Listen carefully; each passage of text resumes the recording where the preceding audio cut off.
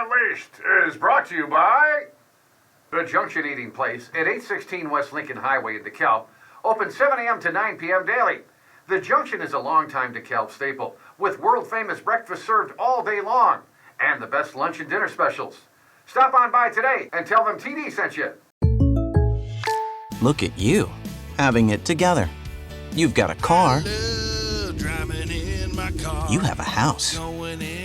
Now get your car and house insured together with a State Farm agent. A local agent can help you customize your coverage and save when you bundle your home and auto insurance. Prices vary by state. Options selected by customer. Availability, amount of discount, savings, and eligibility may vary. See State Farm agent Scott Zimet at 2587 Sycamore Road, Suite D in DeKalb, or call 815-748-3101. Like a good neighbor, Scott Zimet is there.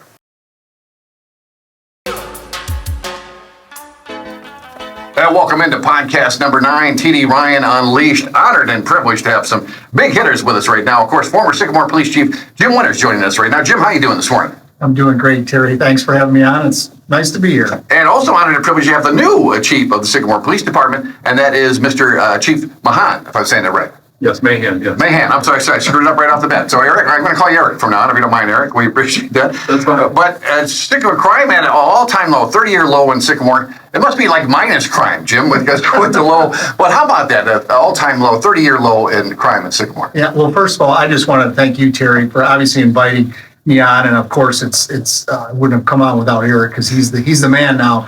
But just thank you for everything you've done. I know when you're on the radio, just all the community stuff, whether it be the interviews you did with, some of the community leaders or, some of the people that had different programs, Safe Passage or Hope Haven or Elder Care Services, all those interviews or interviewing high school coaches or, interviewing grade school kids about maybe a program they're involved with. Then obviously all the other stuff you did, the freezing for food, which was just amazing and just such a community supporter you were. So thank you on behalf of everybody. I know I still turn on the radio in the morning and I look for I kind of listen for your voice on there. So super excited that you started this podcast and, wish you nothing but the best and look out Joe Rogan. All right, you're all right. You read that just the way I wrote it out, too. I appreciate that. So let's talk about the fact that Sycamore Police Department, roughly 71 officers, including school resource officers. I want to talk to you about that.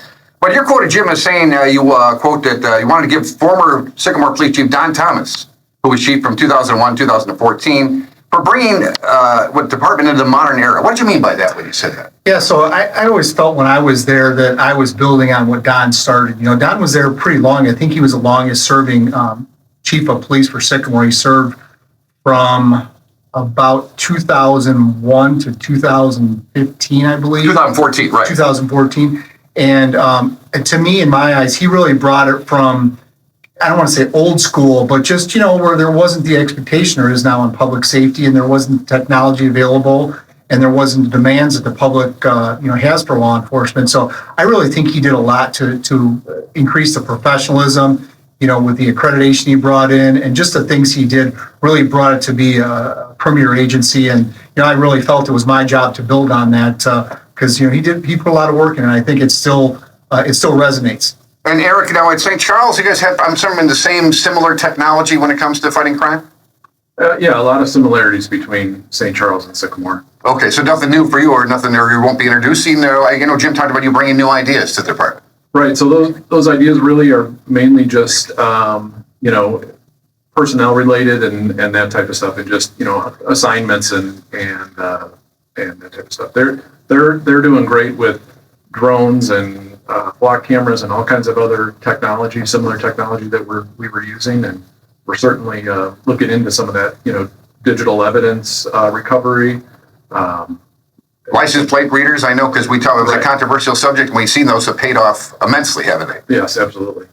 And let's talk about Don Thomas a little bit. I had the pleasure of interviewing Don several times. He always reminded me of my dad, or like Mr. Cleaver on Leave It to Beaver.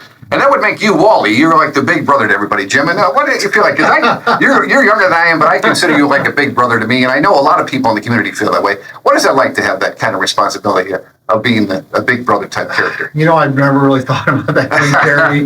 Well, that make me the beaver, by the way. I want to make that clear. You know, I've really never thought about it that way. I guess I've just tried to always treat people that I've been treated. And, you know, I think I've just, you know, and I've talked to Bart Gilmore, who's the fire chief there in Sycamore, just a great guy, and I really love working with him. And I think one thing we shared amongst many other things is we try to take the job seriously, but not ourselves seriously. And I think just like him, I just feel like, you know, that's a true purpose, is just helping other people. I mean, I've been helped so much in my life, and I've had so many mentors and people that I've learned stuff, whether it be you or, you know, we were talking about Bill Nicholas before, or Don Thomas, or many people in the community. But I've never been the smartest guy in the room, but I just had a knack for trying to like figure out who the smartest people were and trying to learn from them. So to me, I never saw it as like I'm the big brother. I'm just kind of doing for others what I know that more people have done for me than I'll probably ever be able to do.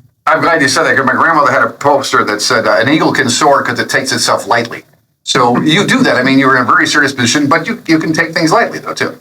Yeah, sometimes probably not always appropriately, but, you know, I think you really have to in this profession, you know, because you just do see people at their worst days. And if you're not seeing them, you know, that's what you're surrounded by. You know, like I know Eric, you know, he may read about stuff, or he may, you know, in his position as chief now, you're immersed in it, even though you may not see every bad thing that happens or be personally there, but you're just immersed in a profession that there's a lot of bad stuff there, but there's also a lot of good stuff too. And that's really what drives it. I think most people in police work is that knowing that every once in a while they get to make that little bit of difference, or, you know, they get a smile out of a kid, or, you know, they get a sincere thank you from someone they helped. And that goes a long way. And Eric, when it comes to moving from St. Charles to Sycamore, a little smaller town, will you change your ways of policing, or how is that going to affect Eric as the police chief?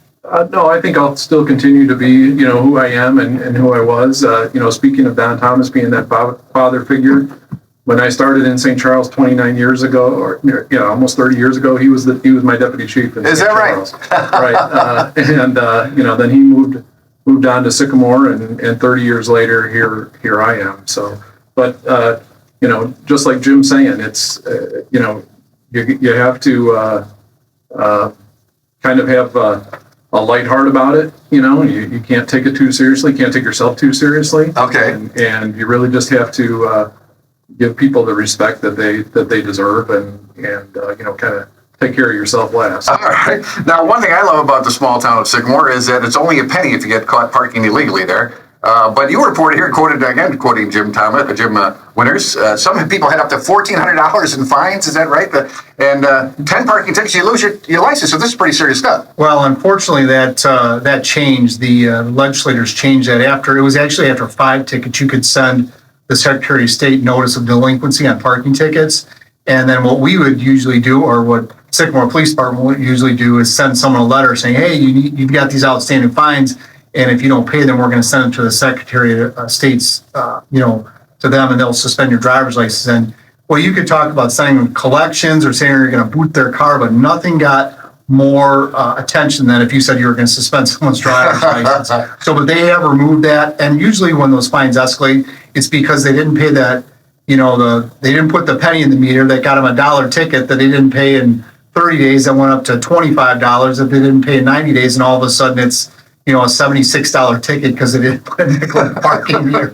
So, yeah, and, you know, most of the time we try to, you know, work with people and understand if they have a difficult situation, but, you know, it's only a penny or nickel. Right. So back into the current and former police chiefs of Sycamore right now. And without controversy, and again, I'd be remiss if I didn't mention the fact that when you took over as chief of police, the chief before that, Glenn Theriault, and I'm quoting from the newspaper, Daily Chronicle, called an unarrest incident. And tell us about that. And did that diminish any way you taking over as police chief? I don't think so. I think it's really about the officers in the community. You know, and there's all types of things that happen in police departments every day across the country. And I think if something happens that has to be addressed, you need to address it and move on. I've heard that quote before, you know, the windshield's bigger than a rear view mirror. And I think you really have to have that in law enforcement and just in life general. You know, you got to keep looking forward, because if you dwell in the past or or get consumed in what did happen, then, you're not progressing, you're not building, and you're not moving forward. So, police departments do have some, snafus or things that happen every once in a while. I don't know if that's the best description of that, but, you look at the situation, you just move forward. And you didn't have that direct mentoring per se with the changeover. And I want to ask Eric about that changing over now with Chief Winters. So you were kind of on your own, although you were assistant police chief before that, right? So Yes. Yeah, I was. And, but all the people there were great too. And they really welcomed me. I'm going to ask Eric to open that door, please, if you would, because we have a special guest joining us right now. That's why I'm going to ask you to move over a little bit too, because we're honored to have another officer joining us here. I was just about to text We're you. going to talk to Andy Sullivan in just a moment. But while we have you, Eric, and again, I want to thank you again for stopping by. I wanted to touch on something that I'm sure is near to you. Back in 2023, Jim, you had a meeting with the school district, the fire department in Sycamore, about scenarios, emergency scenario situations, and who does what when. Tell us about that in 2023 and what you guys learned from that. And what is Alice training when we hear that? Yeah, so we did a tabletop exercise with the fire department, the police department, and the school district. And a tabletop exercise is basically a simulated exercise when you go through a scheduled event. So there's a tornado, there's an active shooter, or there's an earthquake or a plane crash or some type of significant thing that's going to affect the community.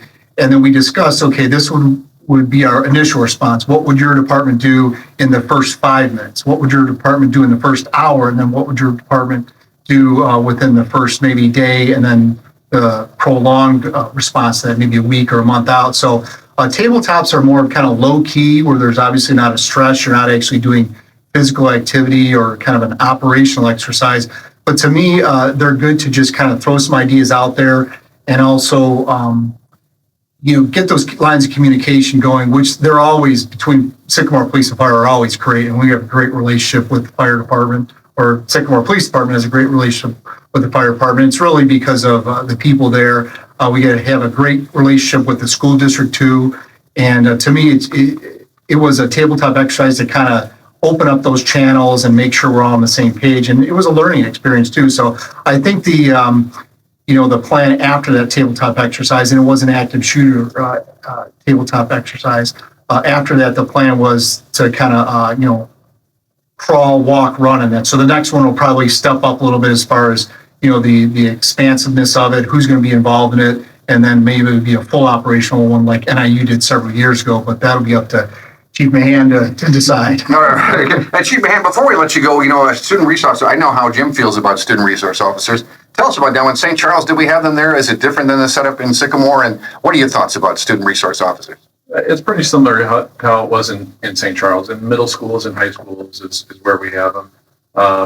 We did have DARE officers at one point too. I did that in the elementary school, but it's similar. It's like Jim is saying, those relationships that you have, that just adds to that. That just helps build those relationships. And in time of crisis, you can't build those relationships. They have to be built. Yeah, it's wonderful to have somebody there in the crisis, but it's those relationships that we talk about, right? That might change that person's whole perspective when they get older. Exactly, right. Yeah, that's great. Even absent the chaos, just in normal day-to-day school, it's great to have that opportunity to have those relationships with the officers. Well, we are looking forward to getting to know you better through the weeks here, Eric. I want to thank you so much for your time this morning, but we'll have the big guy step in there if you don't mind, and thank you so much for your time this morning. All right, thank you. Eric Mahan, I'm going to practice saying that last name. Yeah. Chief Mahan, Thanks, thank Chief. you, sir. Take care. I am so honored you would take time to visit with us. Thank you so much. Thanks, Chief. All right. And I was only doing research, Jim, that I realized that Andy Sullivan, I had Andy's number, and I'm like, should I call him? God, if anybody's so busy, certainly the sheriff can say he's too busy, but I found out that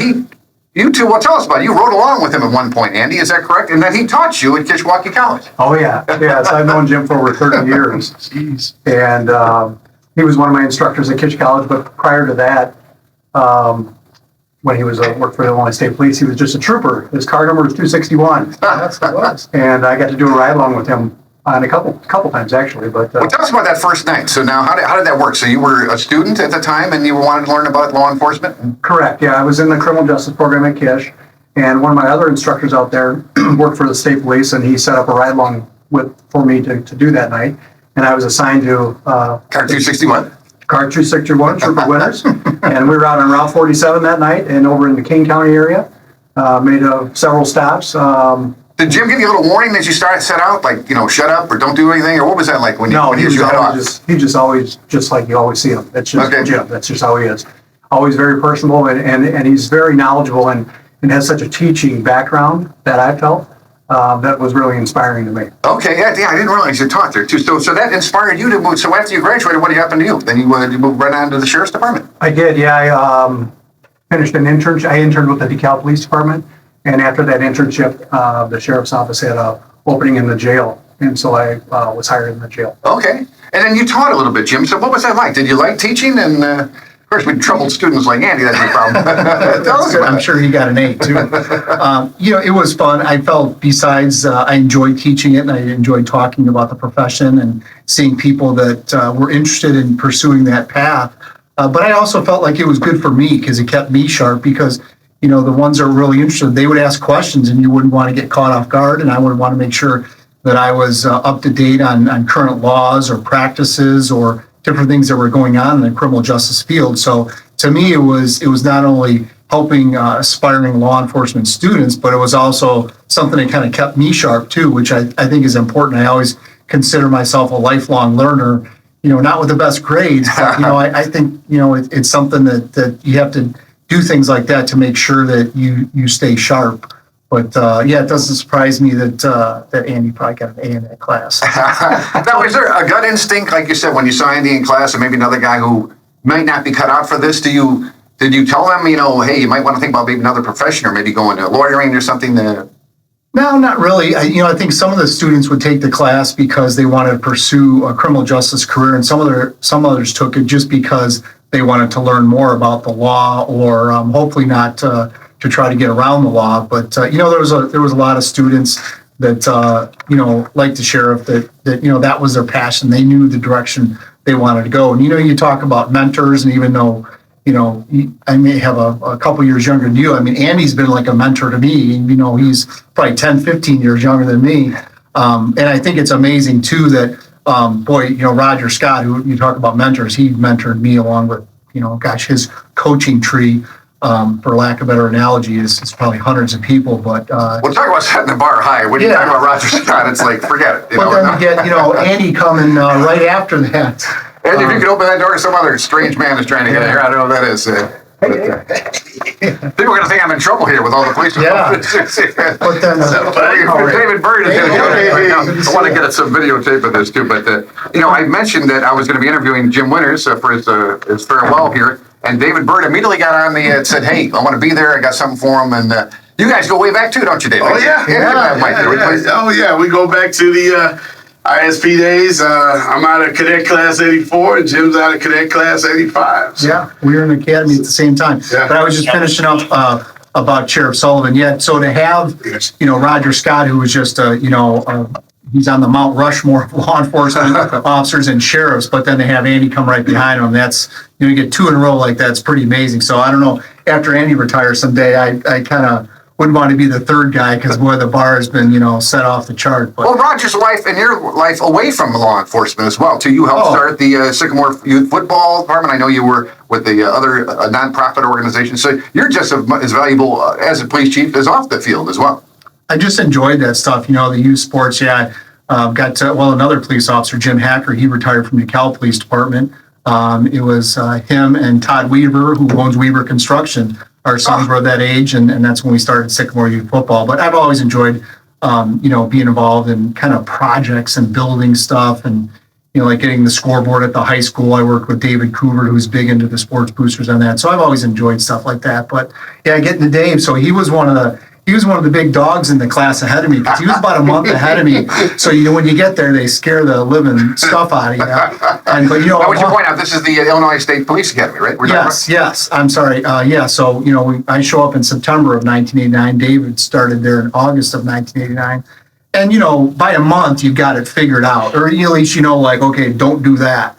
And then also after when the new guys come in, the guys who have been there all of a sudden, they get less attention. So they're kind of liking that. But, I recognize Dave and a couple other guys as like, that guy's got his stuff together. Like that guy, he's squared away. And, it's no surprise that he rose to the ranks to be a colonel and now the chief of DeKalb because you could see it back there, a million years ago when we were in the academy, going through the lunch line and going through all the drills and stuff like that. Yeah, so it's funny how both these guys, we just kind of, we faded in and out of each other's careers and lives, but here we are 36 years later. It's kind of come back. So and that's part of the reason why the communication is so good in this area, isn't it? Because a little later on, I want to talk to you guys about, we joke about Andy Griffith and having, because you've had all the TV jobs. You've had state police, where you're Adam 12 and the Chips. You were on the SWAT team, like in the Blues Brothers movies. Undercover narcotics, like Starsky and Hutch. A retired Sycamore police chief from the greatest TV show, The Andy Griffith Show. Which, but also now I understand you're studying with the FBI, so you might be with the FBI, starring Ephraim Zimbalist Jr. Tell us about that. You've had so many cool jobs. And part of that, and I think anybody who's been to any FBI training, especially the longer ones too, is, it's not only the education, but it's the people you meet. You meet people from across the country, and it's just great sharing their experiences and building those relationships. And, you share experiences, and you find out also that, things in Virginia are, they have the same challenges we do. They're all the same problems, just a different shape or size. But, any type of training like that, and obviously the FBI is very elite training, but to go to that stuff like that, it just makes you realize that you're one person amongst many that's really has the same mission. We're all kind of on the same team, just playing different positions, so to speak. Tell us about when you were a narc. Did you have long hair? Did you wear a headband and a long hair? Or did you do any undercover work? What was that like? Oh yeah. A lot of it actually was in DeKalb, because for a while one of the units I worked was based in DeKalb. So that's probably one of the first times I really met Andy along those lines. Besides back when he was, going to Kishwaukee. Probably trying to bust him, right? But did you have an undercover outfit? Or did you wear long? I wouldn't buy drugs from you now, I tell you that. Yeah, well, that's good to know, Terry. No, you know what? And we really, I worked with some great undercover guys. I mean, there were Robert Downs, they called him Bubba. He was an Aurora police officer, and just this great big guy, just a larger life character. He was a great mentor to me as far as how to work undercover. And Jewel Harris, he worked for the state police, great undercover. Gil Gutierrez, another state police guy. But I don't know that I had a look so much to speak. I mean, one of the first times I bought a significant amount of drugs was from a gang member in Aurora, and I was wearing a suit because he thought I was a mortgage broker. So that was kind of interesting. But then I've done everything, from the... Did you ever get into a dicey situation? Any kind of yeah. I would imagine so, with drugs and money involved. Yeah. But, this is what police officers do, throughout the country every day. You just don't hear about it. But, today I'm sure one of the sheriff's guys or one of the chief's guys, they're going to be involved in a dicey situation. They're going to handle it. They're going to do a great job, and they're going to go home and the world's going to keep spinning. And it happens every day across this country. And, I think most people appreciate that. Sometimes the people that don't appreciate it, their voices can be a little bit louder. But I truly believe that most people appreciate the police, and especially this county. I mean, I don't say that lightly, but DeKalb County has some of the best support. And I traveled quite a bit with the state police, and not only the best support, but the best cooperation. I've never seen anything like what DeKalb County has. Well, let's talk about that, because I know, David, you want to make a presentation. I got something for Jim, but I was talking about, joking about Sycamore being a small town, but there's some very serious situations, and we saw that too. We had a shooting there on Route 38. We had a shooting at Brian Bemis, and the Illinois Community Credit Union was held up. And imagine all three of you guys, again, all three forces came together again. Tell us about those times if you can, and what it means to have that great communication between the three departments. The relationships that are built and the relationships I had with these guys, they made those situations easier, because, the more you can talk to people when the adrenaline's low, when the adrenaline's high, it's a lot easier. So whether it be seeing each other at Chiefs meetings, or, we try to get together for breakfast every once in a while at Egg Haven, and, and just really not talk about stuff, but just talk about, the kids, or, if you're going on a camping trip, or, if you're going to the Cubs game or something. So, and I think the more you have those relationships and those conversations, the easier it is to have when you have to address those. But, within usually a couple minutes of some significant incident happening, you're usually getting a text from one of these guys, hey, what do you need? Or what can I help you with? Or, hey, are you okay? Or, how can I help out? Or can I send you people? Or what do you, So, and that's, that's not an anomaly. That's the standard right now. Okay, and Andy, the hierarchy, when you come in, so does the sheriff department take over in a situation like that, or the state police? How does that break down? It depends on which jurisdiction it is. Oh, So if it okay. happens within the city handles it, but we assist. Okay, very good. Well, again, we are so proud of you guys. Again, Unless it's a mess, then they ask the sheriff's department. Usually wait a couple days. That's right. Let it brew for a while. I wonder if you guys could talk about the brotherhood of the police department, because sadly we saw that with Officer Muscle when she passed away. And Andy, you were so moving. I get emotional just thinking about you with the presentation that you made at her service. And what does that mean when you lose somebody like that, and then you guys have to go back to work the very next day? I wasn't expecting that. Well, I know. It's very, very difficult, and it never gets easier. But the support that we received from our community was tremendous, and it continues to this day. Next week I have to go to Washington, D.C., where she's going to be honored at the National Police Memorial Week. So I'll be out in Washington, D.C. next week for that. Last week Dave was down in Springfield with me when she was honored in Springfield. But it never gets easier. It never will. But we're very fortunate with the community that we have and the organizations that have helped us to try and put things back together and keep moving forward. She'll never be forgotten. I wear this bracelet of hers every day. I'll never take it off. It's very difficult, but it's because of my friends that are in this room today that helped me through it. And not just me, but the sheriff's office in general. And David, we learned from you that unfortunately you were in a similar situation when you were an Illinois police officer. You were rear-ended in your police car, and there, by the grace of God, could have gone you as well. Yeah, we talked about that before, Terry, and like you said, I was just blessed that night, but that always worked that way. I lost 4 troopers in 1 year.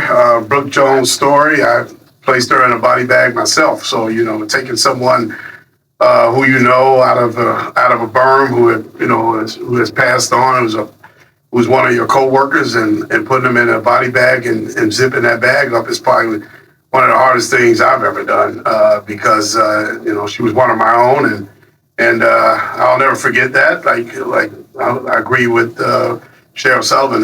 You never forget these things. These are small razor cuts throughout your career that we take, and they can affect you if you don't take care of yourself mentally and physically, like we all talk about with our personnel. They get razor cuts every day, small razor cuts, but those add up at some point.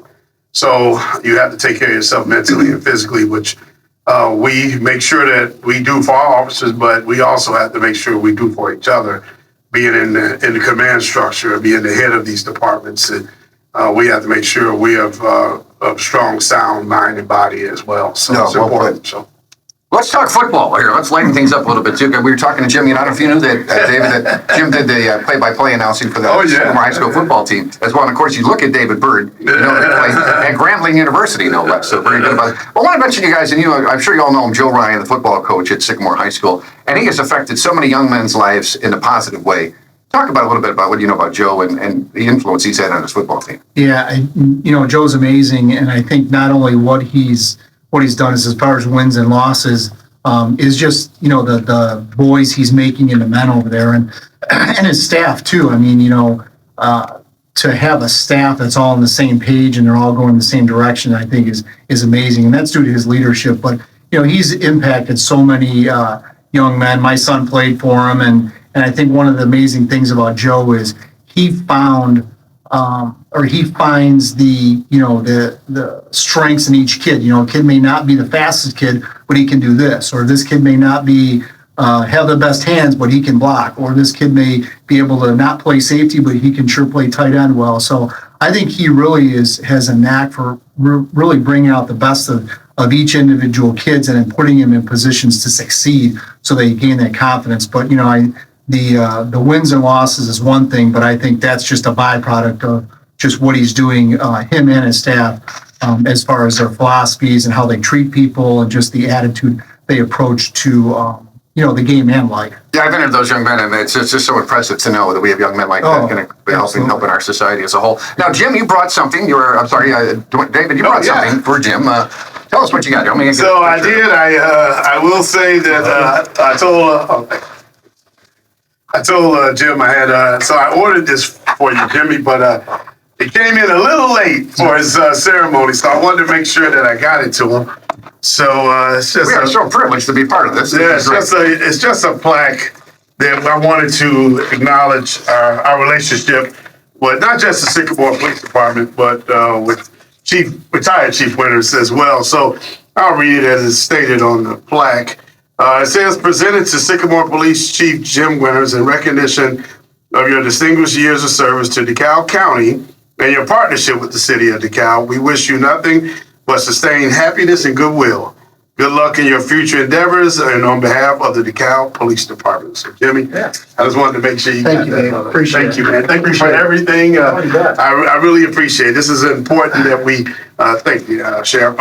This is important that we acknowledge our leaders when they decide to call their career to an end. And as much as we hate to see Chief Winters retire and move on, but he's done his duty. You know, I always tell people all the time, he has done his duty to the city of Sycamore and to the county of DeKalb. So he has opportunity now to move on and live hopefully a better life than what he already has, which I know has been a fantastic life. But I hope nothing for better things for him in the future. You know, Dave, I always get so emotional when they do that last call. Yes. Did you have the last call, Jim? Is that tradition? I did not. A lot of times that's tradition with the guys that sign on and off the radio every day. You know, they'll come 1041, which is kind of the code saying you're come on the air. Or, with the state police, we had a different code and you had they would call it the 1042 check. You know, that was kind of saying you're going off the air. But I don't know how the sheriff and the chief are, but I don't talk on the radio. I kind of wanted to stay off the radio to make sure I don't, get in the way of the guys doing their job or anything like that. So I did not have that. That's also, an emotional part too, during when you have a fallen officer and they do a final, radio call too. That's something that really brings up a lot of emotion in people because that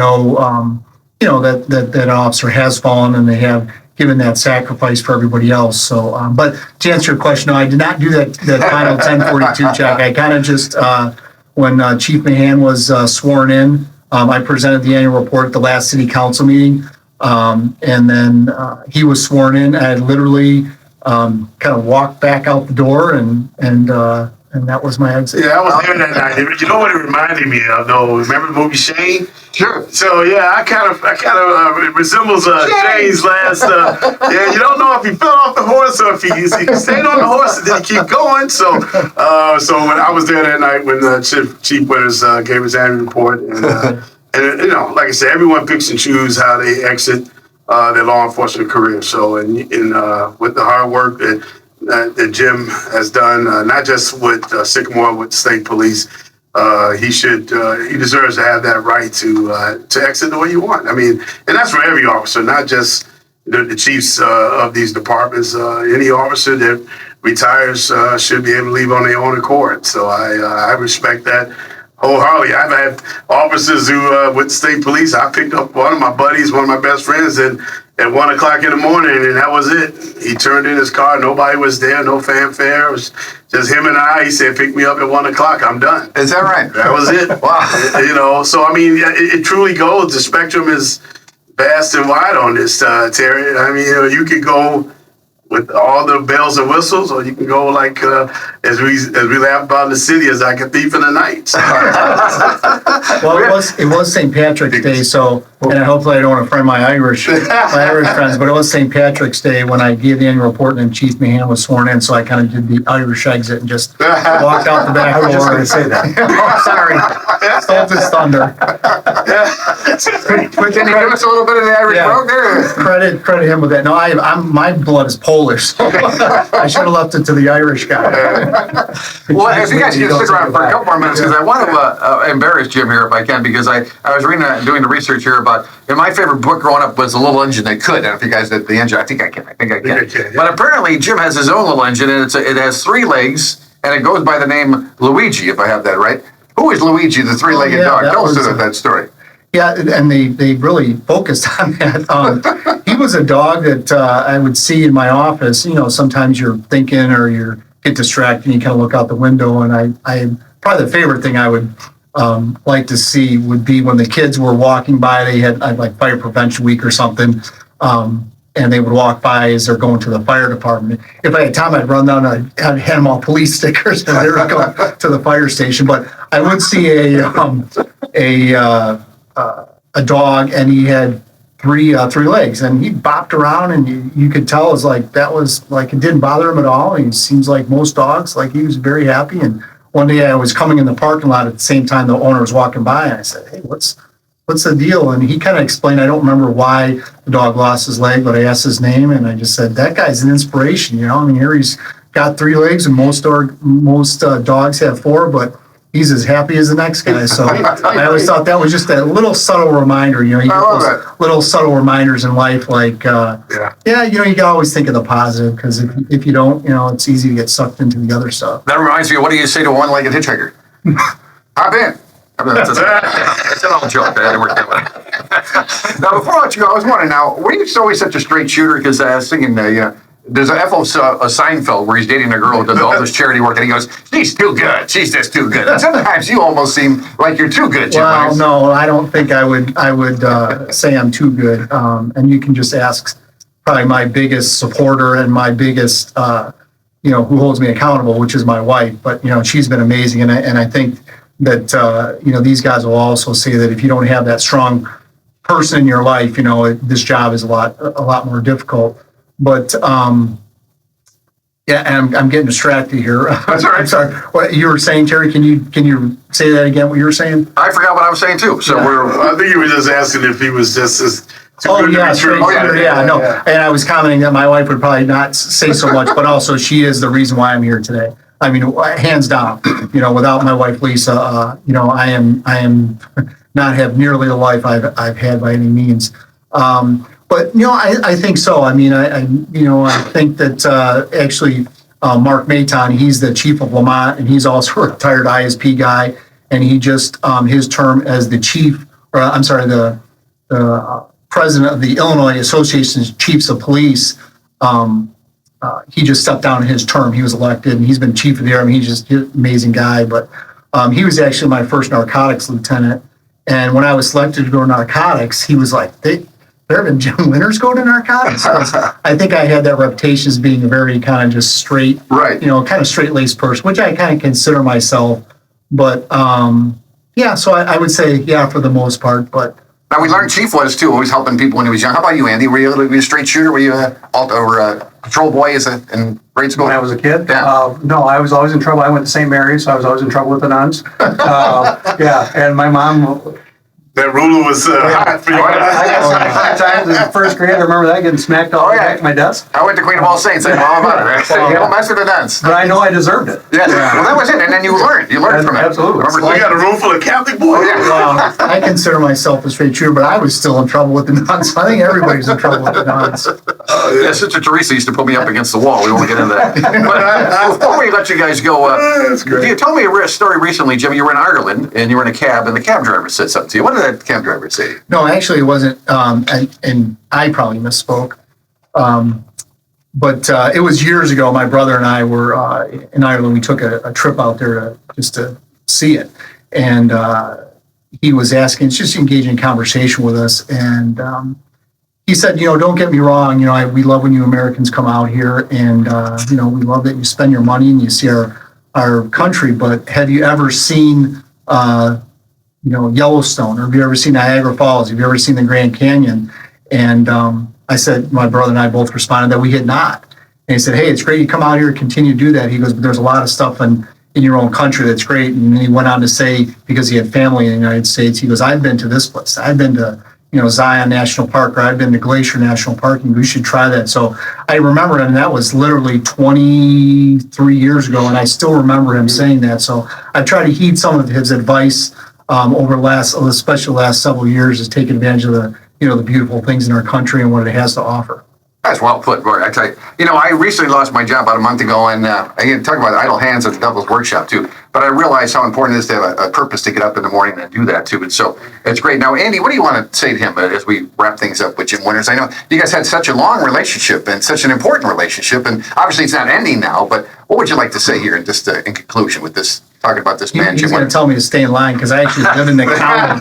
So now I have no get out of jail free cards anymore. So. I just want to say thank you to Jim for, I've known you, like I said, for over 30 years, but thank you for always being there for me, especially in crucial moments, and for you always having the temperament and just a steadfast personality, and he's always so calm. And that was always reassuring to me. Whenever I needed to call Jim for advice, he would always give it, and it was always the right advice. So that's what I miss, but I know I can still call him. And I got Dave too. But the biggest thing is thank you for that, and I'm just glad that you're not moving away, and I still get to see you. We're very blessed to have Andy Sullivan as our sheriff, and I don't say that because the microphone's in front of me. I'd say that, and I'll continue to say that. Well, I just saw a thing on Mr. Roberts, or Mr. Rogers rather, and he says, look to the helpers, look for the helpers, and you guys are that. So it's what a wonderful thing that you do. What do you want to say, Dave, about Yeah, the same thing, and I concur with Jim about Andy. He's an amazing sheriff. We couldn't be in a better position. So I agree. Anyone that follows in your footsteps, brother's going to have a hard time. But and I usually don't say that because I truly believe people order their own steps. I do. I tell people that all the time. Say that again, Dave. They order their own steps. Order their own steps. Some people always say, "Oh, you got big shoes to fill." No, you don't. You have your own steps. You order your own steps. You decide what this is going to look like for you. So when I hear people say, "Oh, you got big shoes to fill," I always disagree with that because I'm like, you're not. It's not your job to fill that person's shoes. Your job is to order your own steps, and you make your own way. And just like he did when he took over for Sheriff Scott. I'm sure people said that to you. Oh my God, you're following a legend. Well, right. No, you get to order your own steps, and look what he's done as sheriff. So so that's why I say that. I'm not saying it, but it will be hard. But I get it. But I always encourage people to order their own steps. And when and segue that to Jimmy, he's always done that. Even with ISP, when we talk about, the ISP, when we came on the job, they truly were looking for Boy Scouts. Though I mean, you had to have a clean record through and through, or they wouldn't even. I mean, your name probably wouldn't be on the list to come into the academy. And wait a minute, he bought drugs in a dress suit. No, that was right. I mean, that was after he got on the job. So the assignments were the assignments, whatever they were. But no, truly, I really appreciate all. Like I said, I'm from Chicago. I worked my whole career in Chicago. Actually, I didn't really have a connection up here other than Chief Winters. To be honest with you, I hadn't met Andy yet. So when I first got here, truly Jim was my only connection, and it was through the Illinois State Police because I spent all my career in Chicago, all my family's there. So I was definitely a visitor to this land. So it was exciting to have him to give me some direction and kind of let me know how things. As they say, how they roll in DeKalb. So in DeKalb County. So I really appreciate Jim for that. But he's just a great guy. Like you said, he's not going anywhere. So I'm sure we'll run into Jimmy. But I just wanted to make sure that I got the plaque to you because I really wanted you to know how not just DeKalb PD, but the city of DeKalb appreciate your partnership and everything you've done for us. So thank you for that. Wow, thank you for that. I remember when Bill Nicholas, he actually reached out when Dave was being hired by DeKalb, and I probably could find the text, but he said, "Hey, here's who it's down to," and I was like, "Dave Bird is a solid guy," and I knew that back then, and it's only been enhanced, all the stuff he's done at DeKalb, because sometimes it's hard for us guys who are brainwashed by the state police that shift gears and stuff, but he's done an amazing job doing that. So, and I think it resonates right down through the officers in his department and what they're doing out there. I mean, it's pretty amazing people. Well, with two Irishmen in the room, I got to end with this, and that is an Irish poem for you, Jim, and that is, may the wind always be at your back, may the sunshine warm your face, the rain fall soft on your fields, till we meet again, may God hold you in the palm of his hand, or my grandmother used to say, may you be in heaven an hour before the devil knows you're dead. So thank you, Jim Winters, for all you've done, and final word for you. What do you want to say to the folks, not only in Sycamore, but as David pointed out, all of DeKalb County that you've touched? Well, just thanks for all the support I've gotten.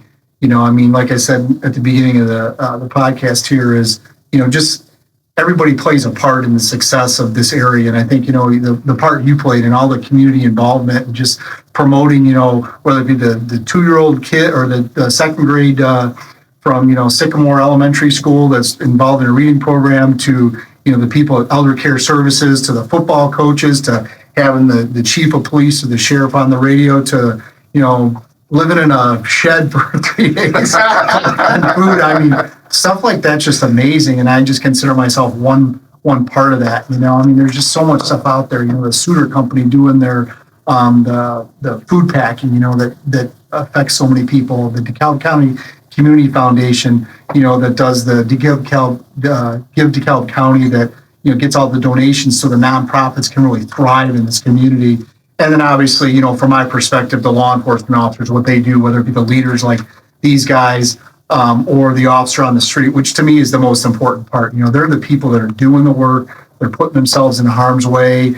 They're getting that steady drip, of acute trauma sometimes that builds up over years, and they're doing it, and then they go home, and then they come back the next day and they do it again. So a lot of thanks to be said, but it's been very fun, and I look forward to new opportunities and continuing my relationship with these guys. And like I said, this proves it right now. I'm not always the smartest guy in the room. I'm here with 3 smart guys, but it wound up to be pretty good for me. Well, if you would have told me when I was in second grade and I got my officer-friendly coloring book that I would have had 3 police chiefs and a sheriff and my podcast when I get older, I never would have believed it. But I cannot thank you guys enough for being part of this, and Andy and David being part of this as well has made it really special. So thank you guys so much. Thanks for having us, and we're glad to have you back on the radio. Yes, we are. Well, thank you guys so much. And that's podcast number 9, TD Ryan Unleashed. TD Ryan Unleashed is brought to you by The Junction Eating Place at 816 West Lincoln Highway in DeKalb. Open 7 a.m. to 9 p.m. daily. The Junction is a longtime DeKalb staple with world-famous breakfast served all day long and the best lunch and dinner specials. Stop on by today and tell them TD sent you. Look at you, having it together. You've got a car. You have a house. Now get your car and house insured together with a State Farm agent. A local agent can help you customize your coverage and save when you bundle your home and auto insurance. Prices vary by state. Options selected by customer. Availability, amount of discount, savings, and eligibility may vary. See State Farm agent Scott Simon at 2587 Sycamore Road, Suite D in DeKalb, or call 815-748-3101. Like a good neighbor, Scott Simon is there.